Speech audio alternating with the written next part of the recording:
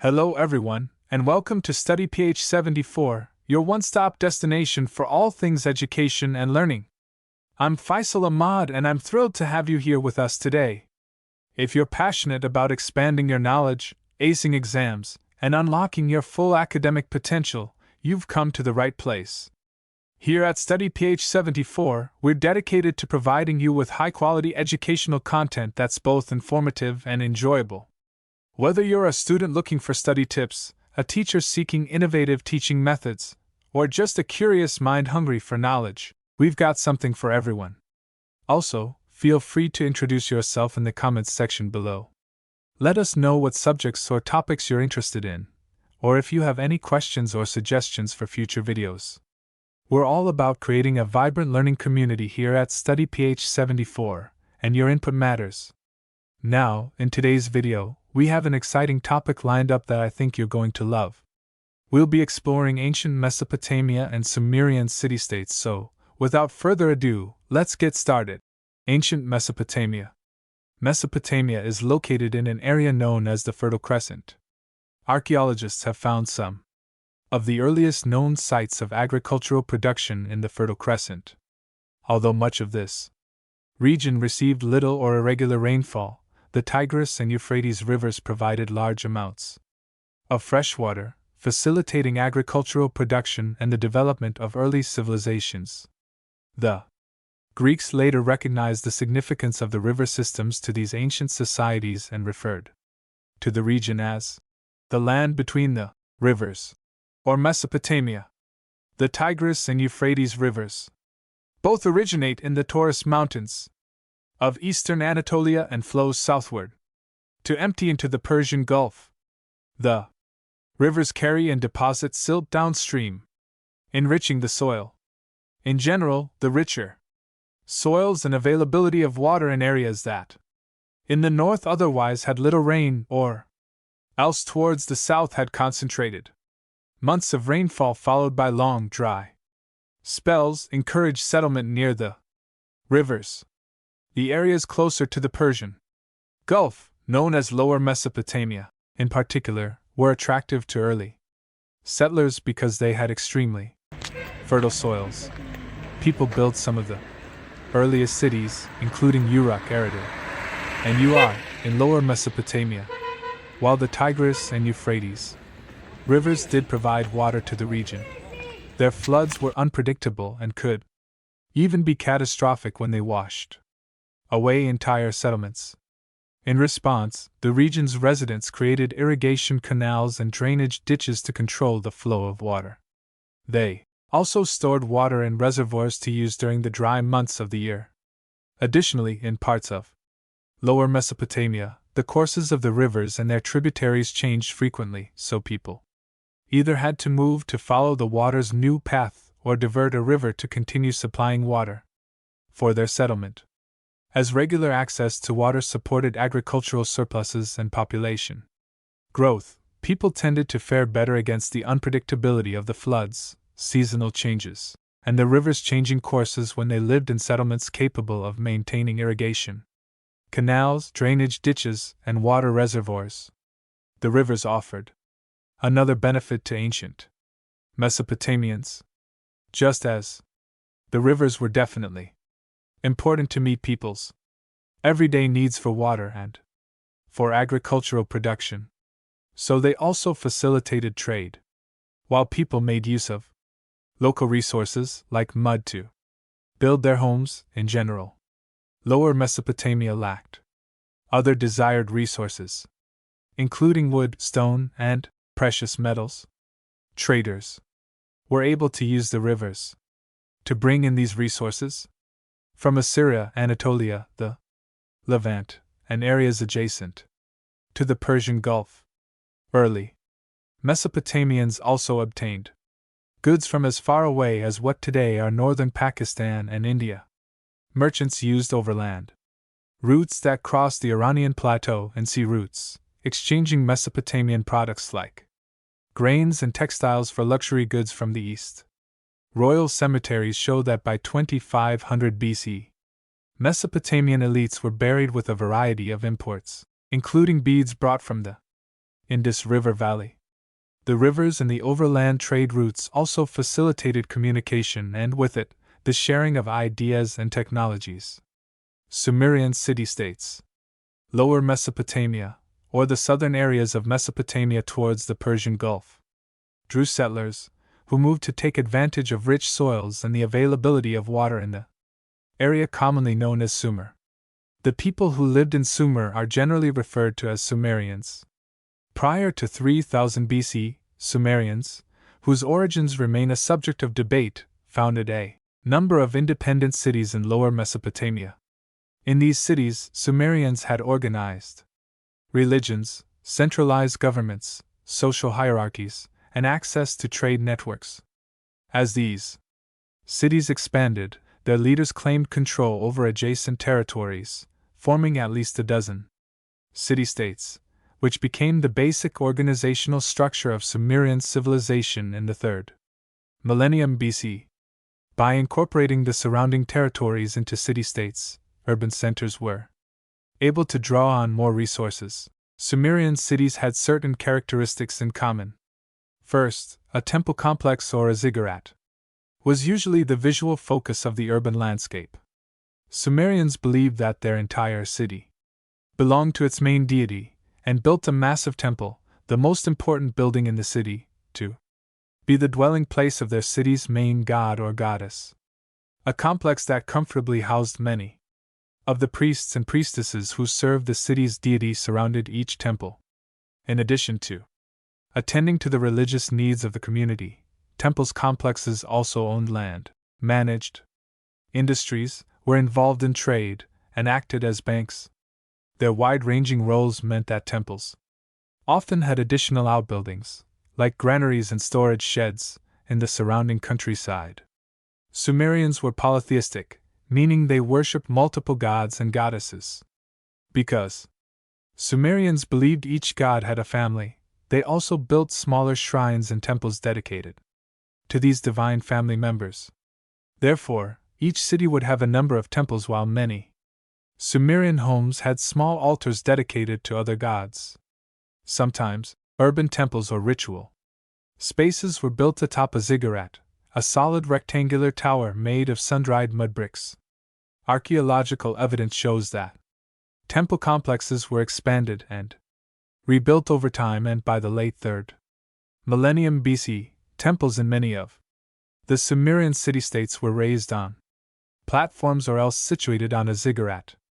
The towering architecture of the ziggurat stressed the significance of the temple to the surrounding community.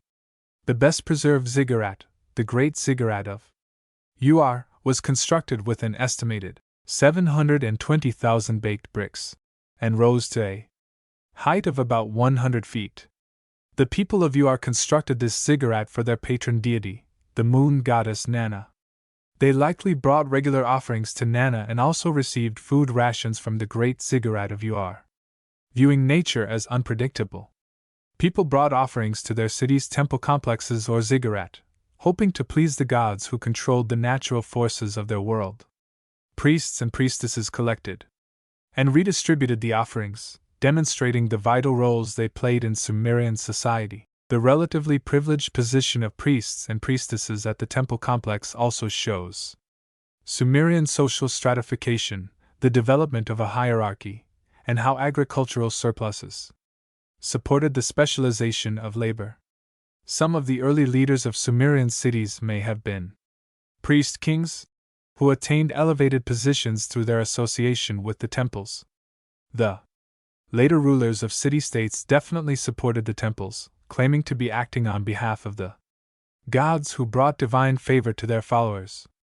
Sumerian city-states had local rulers, who lived in large palaces, but most of these local rulers were not considered kings.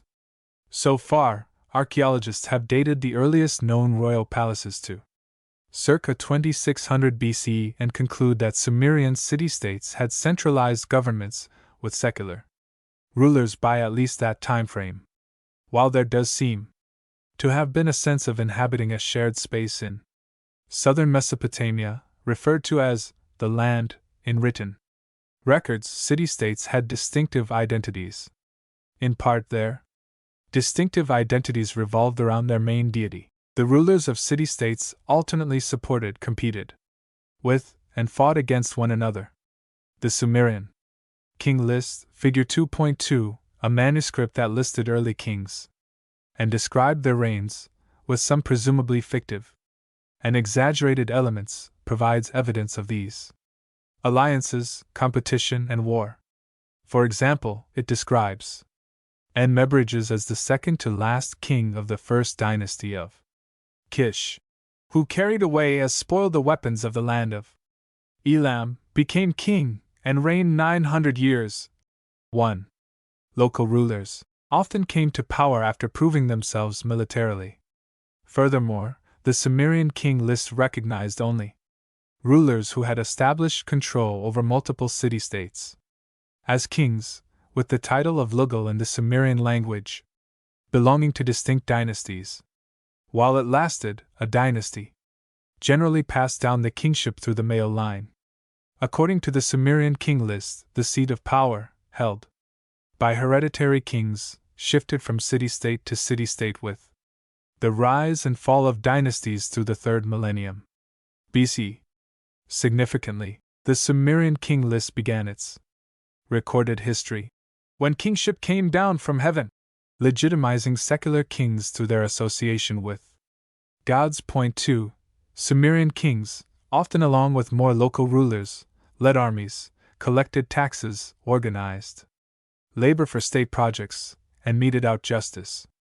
At the top of the hierarchy and with control over multiple city-states, kings expected obedience from local rulers and their subjects, and support from the priests and priestesses of the temples. Kings, local rulers, priests, and priestesses held influential positions in Sumerian societies. However, farmers, taken as a whole, made up an estimated 90% of the population. Other skilled people included animal breeders, merchants, craftspeople, fishermen, doctors, soldiers, architects, and scribes.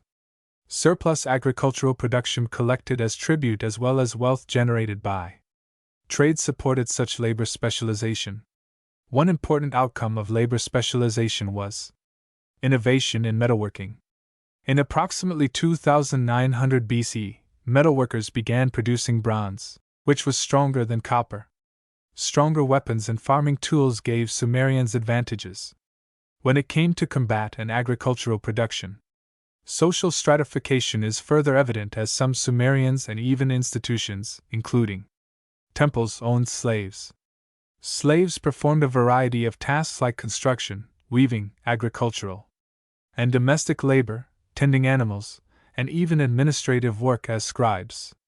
Some slaves were chattel slaves, meaning that society treated them as property with no rights. Usually, chattel slaves were prisoners of war or slaves bought from outside communities. They were branded by barbers or tattoo artists and forced to work at the will of their masters. If they tried to run away, the law required slaves to be returned. The more widespread type of servitude in most Sumerian societies was likely debt slavery, which was generally temporary until a debtor paid off a loan and its interest.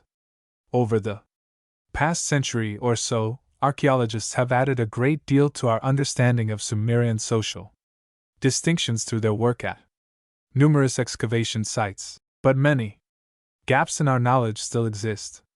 The archaeological discovery of cuneiform tablets at these excavation sites has aided efforts to learn about this civilization. Sumerians developed cuneiform, a written script of wedge-shaped marks, around 3200 BC. Cuneiform was one of the earliest, if not the very first, written script in the world. The Sumerian king list discussed above was recorded in cuneiform. Merchants, scribes, administrators, priests, and others kept written records describing financial transactions, court proceedings, administrative decisions, and architectural plans. They also wrote legends, epic poems, chants, and prayers. Most people were not literate, so scribes, who had been specially trained in scribal schools, generated many of the records.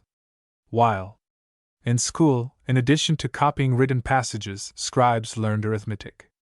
The Sumerian system of arithmetic was based on the number 60, which we still use to divide time into hours, minutes, and seconds. Scribes used styluses made of reed to write on clay tablets that were dried and could be stored. The discovery of cuneiform tablets has greatly aided archaeologists, but only a small percentage of the tablets found to date have been translated. Using archaeological and written evidence, scholars have pieced together what they can about everyday life for Sumerians, though some questions remain. For instance, it has been a challenge to determine the layout of urban spaces beyond the prominence of the temples and the relative grandeur of palaces. From archaeological finds, scholars suspect that Sumerian cities were divided into neighborhoods by occupation and according to kinship groups, but uncertainties about specifics linger. Legal documents and tax records show that people owned property in both the cities and the countryside. Also, evidence suggests social stratification, as some Sumerians owned fairly large chunks of land, while others had much smaller plots or presumably no land at all. Wills, court proceedings, and temple documents show that land and temple offices were usually bought, or else acquired through military or other service to the state. A man inherited land, property, offices, and their attendant obligations to the state, like recurring military service, from his father.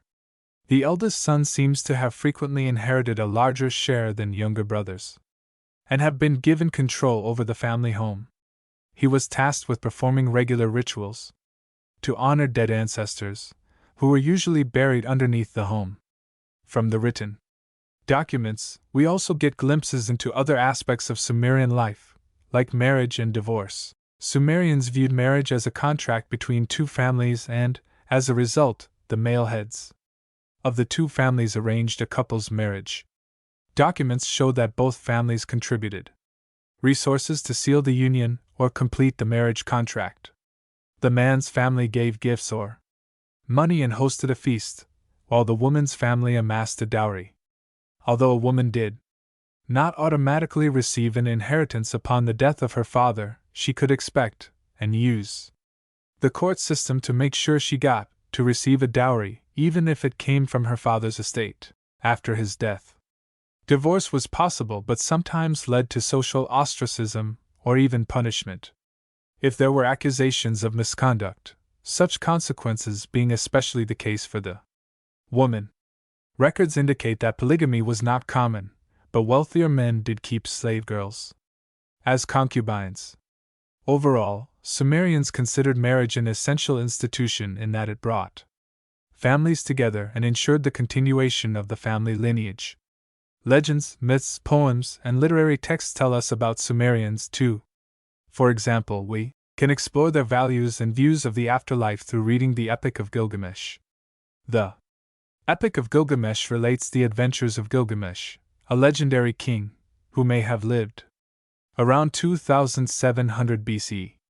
The epic has multiple versions and was told orally before it was first written down in cuneiform in about 2000 BC. The epic follows the heroic exploits of Gilgamesh and his companion Enkidu to emphasize the importance of values such as loyalty and humility.